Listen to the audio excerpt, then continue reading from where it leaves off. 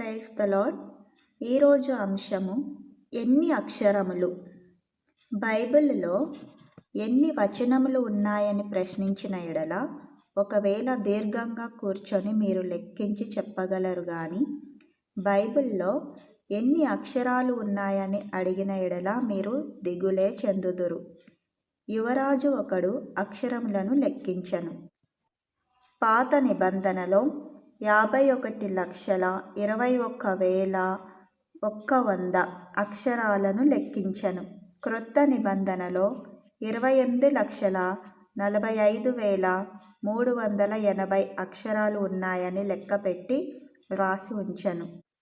ఆ యువరాజు స్పెయిన్ దేశమునకు చెందినవాడు. మంచి భక్తిపరుడు. కానీ హఠాత్తుగా ఏర్పడిన సిపాయిల తిరుగుబాటులో ఘోరమైన జైలులో పెట్టబడెను. అతనితో ఉండినది బైబిల్ మాత్రమే. ఆ భయంకరమైన చెరసాల దుర్వాసనతో నిండినది. పుర్రెలతో నిండిన లోయ అనే పేరు గలది. 33 సంవత్సరాలుగా ఆకలి దప్పికలతో చిత్రహింసలు అనుభవించినను క్రీస్తు ప్రేమను విడనాడక అక్కడే ఆ యువరాజు మృతి పొందెను.